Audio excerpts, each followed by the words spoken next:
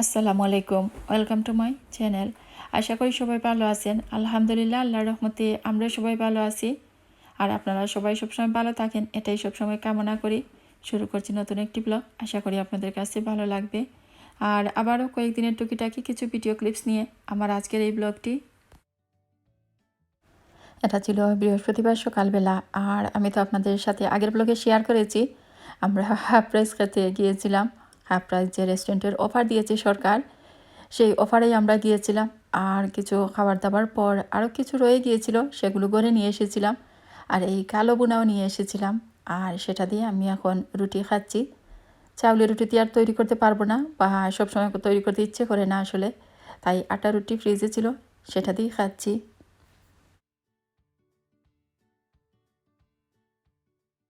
কালাবুনা, কিছু চিপস আর নুডলস রয়ে গিয়েছিল, সেগুলো আমরা করে নিয়ে এসেছিলাম। এটা 27 তারিখ বৃহস্পতিবার। আর দেখতে পাচ্ছেন বাইরের অবস্থা, বেশ বৃষ্টি হচ্ছে আর কেমন অন্ধকারের মতো হয়ে আছে। খুব বৃষ্টি হচ্ছে কিন্তু কয়েকদিন থেকে, আর এরকমই অন্ধকার হয়ে আছে, রোদ টুদ তেমন আর উঠছে না। আর আমরা একটু টাউন সেন্টারে যাচ্ছি। বেশ বৃষ্টি পড়ছে। আমার হাজব্যান্ড টিকিট আনতে গেছেন, আর আমি গাড়িতে বসে আছি।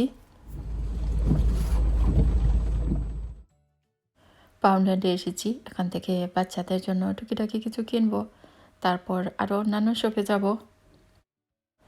ছোটো মেয়েটা কিছু কিনবে, ওর জন্যই আসলে আসা। আর ও তো এটা সেটা কিনতেই থাকে, এটা দরকার ওটা দরকার, শুধু ওর এটা সেটা লাগেই।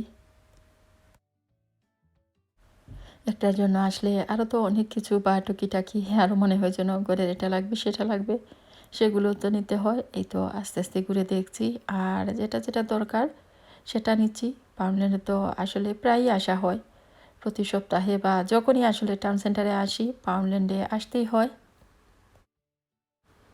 দেখি ঘুরি, আর টুকিটাকি যা লাগে সেগুলো তো নিতেই হয়।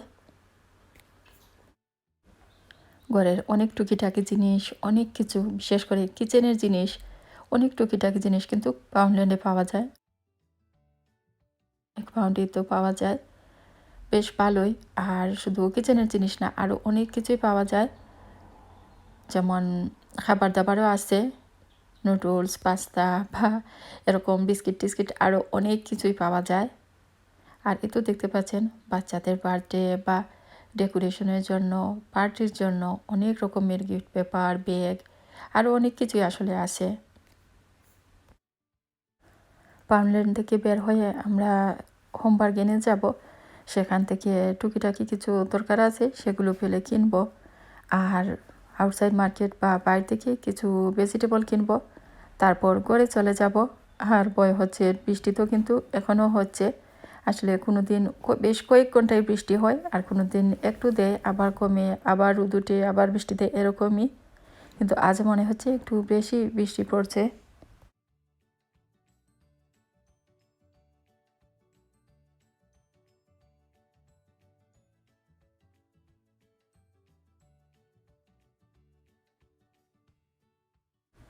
এ তো দেখতে পাচ্ছেন পাউন্ডল্যান্ড আর বিএম থেকে আনা, বিএম না সরি, হোম বার্গেন থেকে আনা কিছু জিনিস।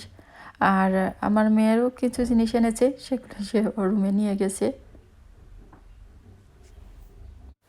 এ তো দেখতে পাচ্ছেন দুটো টুথপেস্ট, বিস্কিট আর ক্রিপস, আর আরেকটা সল্টি বিস্কুট দেখতে পাচ্ছেন, সেটাও কিন্তু বেশ মজার। আর এই তো একটা ফুড ব্যাগের একটা প্যাকেট নিয়ে এসেছি, এগুলো অনেক কাজে লাগে। আর 2 প্যাকেট ওয়ান টাইম টি কাপ নিয়ে এসেছি, আর এগুলো আসলে পার্টির জন্য খুবই ভালো।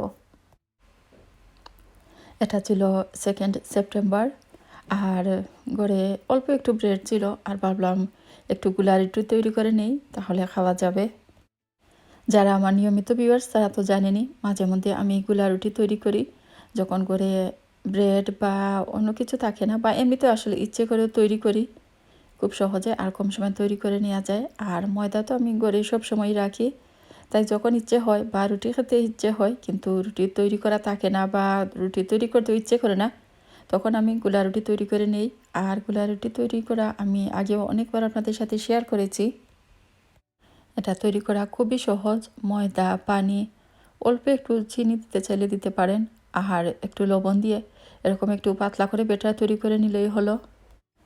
এই ব্যাটার খুব বেশি ঘন বা পাতলা হবে না, তবে একটু পাতলা পাতলাই হবে। এই তো আমি খুব ভালো করে এটাকে একটা হ্যান্ড উইক্স দিয়ে মিক্স করে নিচ্ছি, যাতে কোনো গোটা বা লাম্পস না থাকে।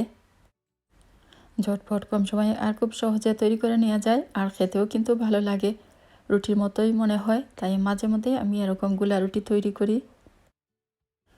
চুলায় চা বসিয়ে রেখে দিয়েছি, যাতে জাল হয়ে লিকারও বের হয়।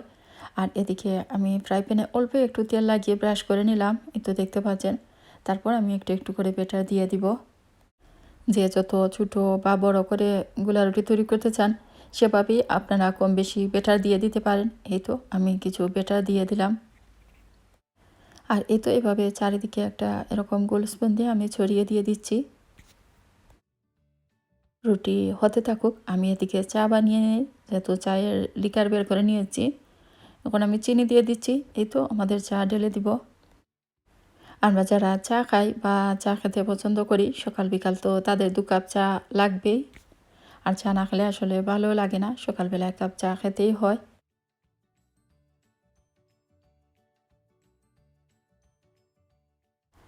এই তো ফ্রাই প্যানে তেল ব্রাশ করে আমি ব্যাটার দিয়ে দিব। আর এই ব্যাটার আপনারা চাইলে আরেকটু পাতলা করতে পারেন। আমার দেখতে পাচ্ছেন একটু ঘন হয়ে গেছে, আপনারা চাইলে আরেকটু পাতলা করে নিতে পারেন, যেহেতু সকালবেলা আর খুব তাড়াহুড়ো করে করছি। এই তো এভাবে চারিদিকে ছড়িয়ে দিয়ে দিচ্ছি। আর উপরের দিকটা যখন একটু জমে যাবে, তখন উল্টিয়ে দিয়ে দিব। এরকমই উল্টে পাল্টে 2 পাশে মন মতো ব্রাউন করে ভেজে আমি নামিয়ে নিব। ফ্রিজে কিছু চিকেন আছে, আর এই রুটি দিয়ে আজকের নাস্তা আমাদের হয়ে যাবে।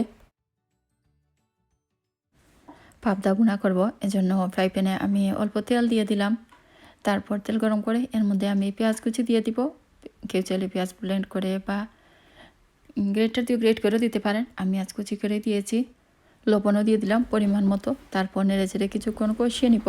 কিছুটা পেঁয়াজ কষিয়ে নেওয়ার পর তারপর এর মধ্যে আমি রসুনের পেস্টও দিয়ে দিলাম। কিছুক্ষণ নেড়ে চেড়ে কষিয়ে নিব, এতে করে পেঁয়াজও ব্রাউন হয়ে মেল্ট হয়ে যাবে। দেখতে পাচ্ছেন পেঁয়াজ কষিয়ে নিয়েছি, আর এর মধ্যে এখন অল্প একটু পানি দিয়ে দিলাম। তারপর গুঁড়ো মশলা দিয়ে দিব। আর আমরা সবাই জানি, একটু পানি দিয়ে তারপর গুঁড়ো মশলা দিলে মশলা আর পুড়ে যায় না, আর ভালো করে কষানো যায়, আর খেতেও ভালো লাগে। এই তো আমি গুঁড়ো মশলা দিয়ে দিব। গুঁড়ো মশলার মধ্যে দিয়ে দিব হলুদের গুঁড়ো, মরিচের গুঁড়ো আর ধনিয়ার গুঁড়ো। তারপর কিছুক্ষণ নেড়ে চেড়ে কষিয়ে নিয়ে আমি এর মধ্যে কিছু পানি দিয়ে দিব। তারপর নেড়ে চেড়ে পানির সাথে মিশিয়ে ডেকে রেখে দিব, আর 4-5 মিনিট হাই হিটে চাল দিব। দেখতে পাচ্ছেন কিছুক্ষণ জাল দিয়ে মশলা কষিয়ে নিয়েছি, তেল উপরে বেশি উঠেছে আর কিছুটা ঘন হয়ে গেছে। আর এখন এই মশলার মধ্যে আমি 2টো টমেটো কেটে দিয়ে দিলাম। তারপর নেড়ে চেড়ে মশলার সাথে মিশিয়ে নিব, আর ডেকে রেখে দিব 3-4 মিনিট। মাঝে মধ্যে এরকম মাছ বা চিকেন ভুনা করলে একটু টমেটো দিলে খেতে ভালো লাগে।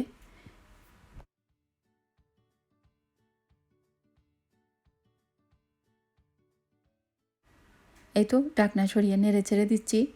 আর এর মধ্যে আমি পাবদাও দিয়ে দিব।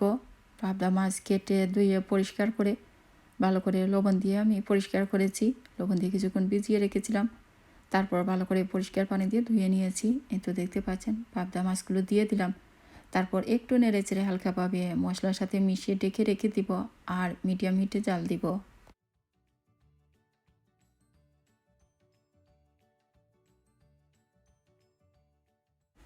কিছুক্ষণ কষিয়ে নিয়েছি, তারপর মাছের মধ্যে আমি পানি দিয়ে দিব।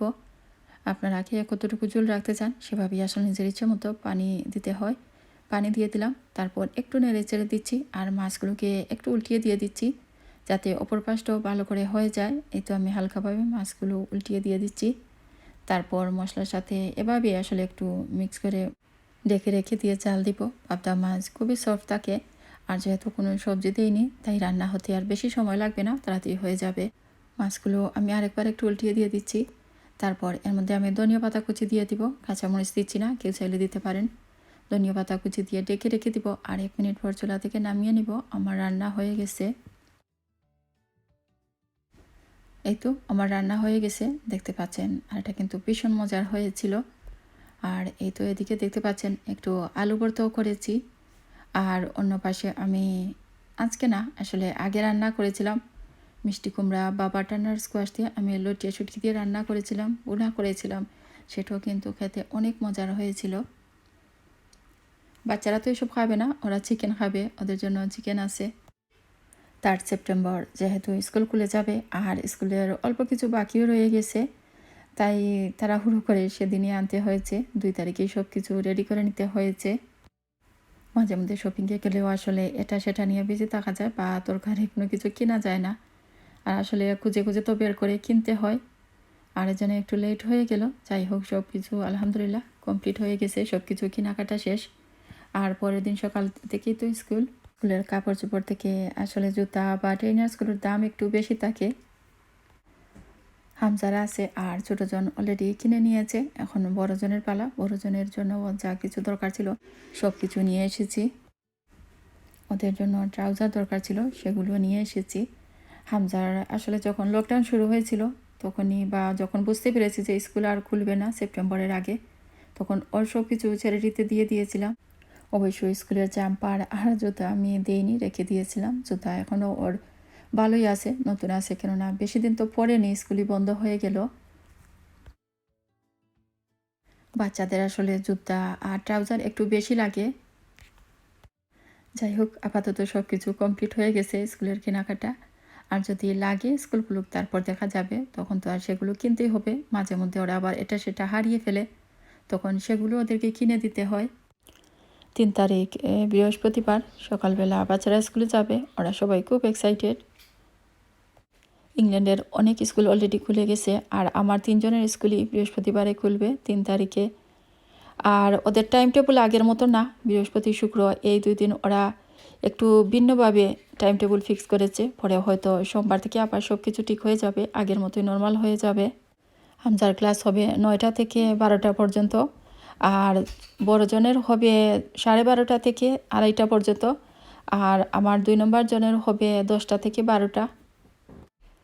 সবাই বেশ লম্বা একটা ছুটি কাটিয়েছে, যা আসলে কখনো কেউ চিন্তাই করেনি। যাই হোক, কিছুই তো করার নেই। আল্লাহ পাক যখন যেটা খুশি বা যেটা আমাদের জন্য ভালো মনে করেন সেটাই করেন। অনেক চিন্তাও হচ্ছে আবার স্কুল খোলার পর আবার কি হবে। ইনশাল্লাহ আল্লাহ সবাইকে ভালো রাখবেন, সুস্থ রাখবেন। সবাই কিন্তু অনেক আশা নিয়ে আবার বাচ্চাদেরকে স্কুলে দিচ্ছে, আর দিতে তো হবেই। কিন্তু সব প্যারেন্টস সবাই চায় বাচ্চারা, সবাই, শুধু বাচ্চারা না, টিচাররা বা সব কিছু যেন আগের মতো হয়ে যায়, সব কিছু যেন নর্মাল হয়ে যায়। এই রোগটা আর যেন না ছড়ায়, এটাই আমরা সবাই আশা করি, সবাই দোয়া করি।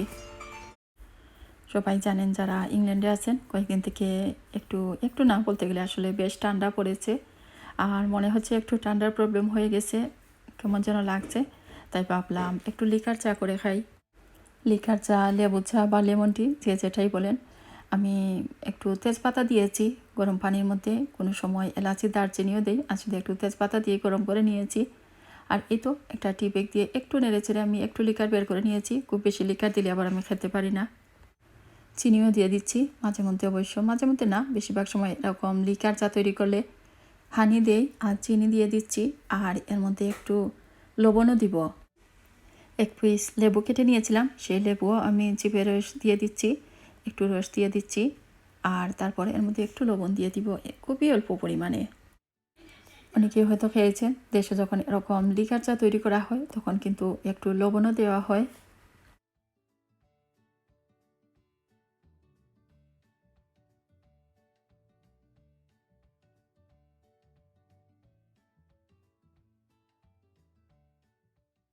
এক পিস ব্রেড টোস্ট করে নিয়েছি, ইচ্ছে হচ্ছিল পিনাট বাটার দিয়ে ব্রেড টোস্ট খাবো, তাই 1 পিস ব্রেডও আমি টোস্ট করে নিয়েছি। এখন পিনাট বাটার লাগিয়ে নিব। 10টা মনে হয় বেজে গেছে, আর বাচ্চারা তো অলরেডি বেডে চলে গেছে, পরের দিন সকালে যেহেতু স্কুল। আর আমার যেহেতু একটু ঠান্ডার সমস্যা হয়েছে, তাই চা খেতে ইচ্ছে করছিল, তাই চা বানিয়ে নিলাম।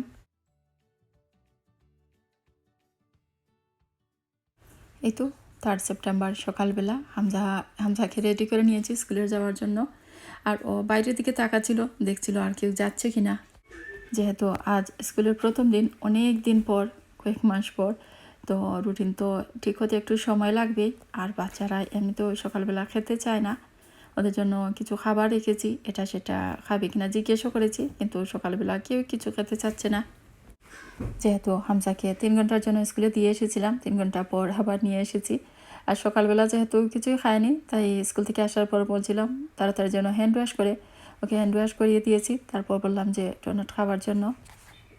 স্কুল থেকে নিয়ে আসার সময় ওকে জিজ্ঞেস করছিলাম ওর টিচার কেমন, ক্লাস কেমন, ফ্রেন্ডরা কেমন, সব কিছুই ওকে একে উত্তর দিচ্ছিল। আর বলছিল ও ক্লাস ইয়ার 3 খুব ভালো পেয়েছে, সবাই ভালো, টিচারও বেশ ভালো। এটাও আমাকেও বললো ইয়ার 2 থেকে ইয়ার 3 ওর কাছে অনেক বেটার মনে হয়েছে। স্কুলে ওকে নিয়ে গিয়ে আসলে একটু বেশি হেঁটে এসেছি, জানতাম না এতটুকু হাঁটতে হবে, কেননা স্কুলেও অনেক রকমের রুলস করে নিয়েছে ওরা। আর ওয়ান ওয়ে করে নিয়েছে, যেদিকে যাবে সবাই একদিকেই যাবে, সেদিকে আবার আসতে পারবে না এরকম।